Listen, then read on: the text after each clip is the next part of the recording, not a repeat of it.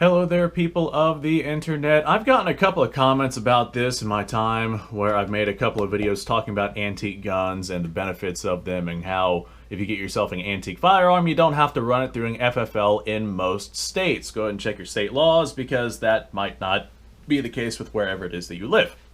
Now, I've had a couple of people get confused about what antique guns actually are. Let me just run through that real quick.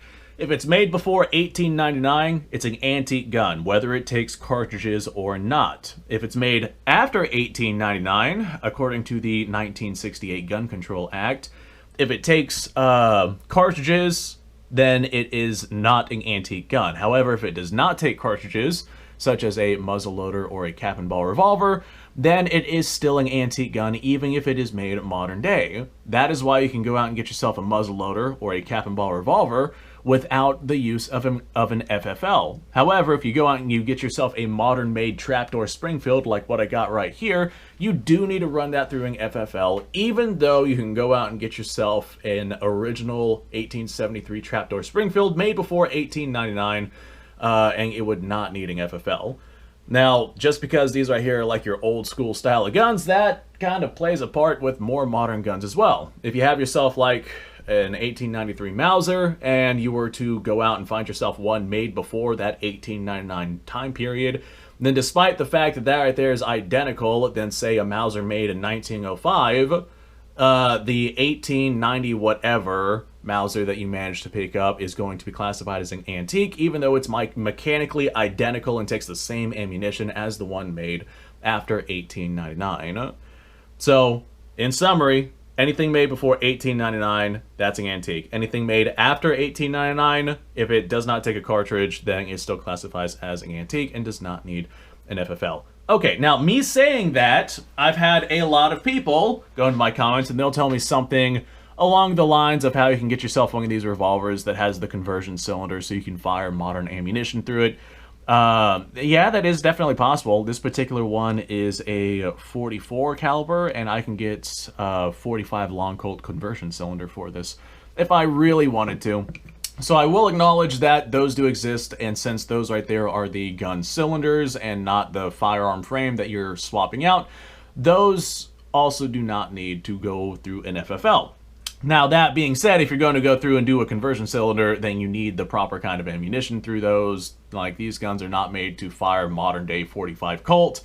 You're essentially going to want to fire cowboy loads that have a cast lead projectile, etc., etc. But that's a topic for an entirely different time. What we're talking about today is that there are a lot of people that go into my comments and they'll tell me not to tell people about things like this because then the ATF is going to ban them. Well, I hate to break it to you, but the ATF does not make law. I know they're kind of behaving like they do make law, but the law, essentially, because they're over here making rules, what they're doing is in legal gray areas, and they know that what they're doing they don't have the power to do, but because it's inside of a gray area, they're trying to do it anyway. These right here do not have a gray area in the law. The law is very specific as to what is and is not an antique firearm. The ATF cannot just snap their fingers and decide that antique firearms now need to go through an FFL because the law that was established in 1968. Something like this right here would have to go through an act of Congress. Now, that is definitely possible, I will acknowledge that, but it is extremely unlikely. Like, extremely, extremely unlikely, and there's a reason for that. Just because these right here can go through a store without an FFL, they don't care about that. They don't care about these at all. Do you know why? Because a population armed with these right here is a hell of a lot easier to take down than a population armed with these right here. This is what they're coming after. This is the most important thing to them because this is the most effective tool that we have to use against them. That's what they care about. Not necessarily the AR platform in general, but that style of firearm.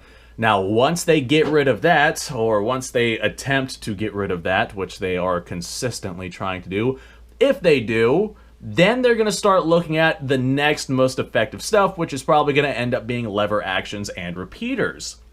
So the muzzle loaders and things like this has a couple of different safe havens behind it because they're not interested in things like this. They're interested in things that we could actually use effectively against whatever threat it is that we are coming up against versus something like this right here. Nowadays, these right here are more of a novelty thing. I mean, yeah, they will work. I certainly don't want to get shot by it, but you could have 10 dudes armed with muzzleloaders, and they would be significantly outclassed by one dude armed with a modern AR-15 by a wide margin, and the people in power know that. That's why they don't care about these. They want to get rid of the most effective stuff, and they really could not care less about stuff like this right here. Now, like I said, once they get rid of the stuff that is most effective right now, which I'm sure that they're going to continue to push until they ultimately get to a point to where they do, upon which we will either have to fight back in the courts or just plain old fight back. Once they get to that point, then they're going to start looking at the other versions of things that people might use effectively against them. So don't freak out right now. Although there are some states that have made it to where this stuff does have to go through an FFL, a lot of the stuff that states are doing is being currently challenged in court and constantly being ruled unconstitutional because basically any gun law is unconstitutional. That's an argument for another time. But things like this right here, even though they are, I will acknowledge, you do have to run them through FFLs in some states. Those rulings, like I said, they are currently being fought in various courts, especially with the recent Bruin decision that we have had pop up. We have a lot more standing ground whenever it comes to determining what is and is not constitutional behind firearms law. So for those few individual states that do require an FFL for something like an antique firearm, I'm going to go ahead and acknowledge that their days are numbered. If we're talking about the ATF, we're talking about a federal agency that does not have the power to make law. Federally, this right here isn't going anywhere. Like, that's not something that you got to worry about, at least not right now. Down the road, might have a different argument, but as of right now, they don't care about this. The ATF, they can't snap their fingers and make this go away. It has to be a full-on act of Congress and the House and being signed by the President in order to change the 1968 gun control laws, which I don't really foresee them changing anytime soon, unless we start fighting to get them ruled unconstitutional, in which case they would probably change in our favor, which would be absolutely fantastic. They're not going to take these away. I promise they're not going to take these away. They're not focused on these right now. If these become the focus, then these right here are gone, and these aren't going anywhere.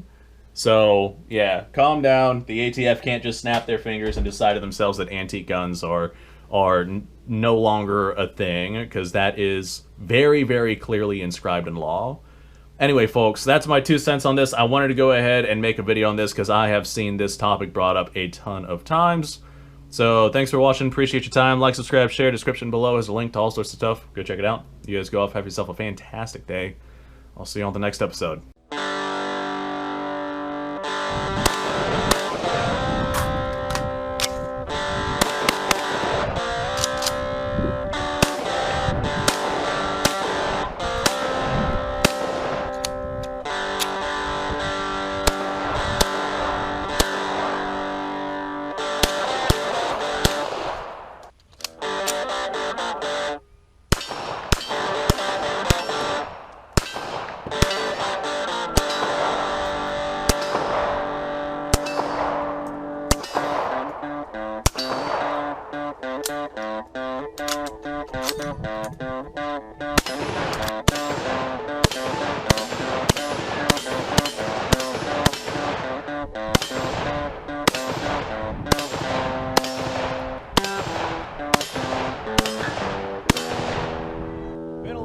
Since I've done this.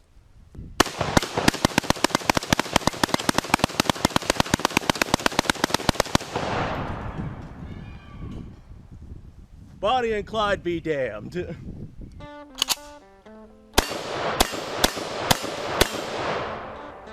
Poor man's Garrett.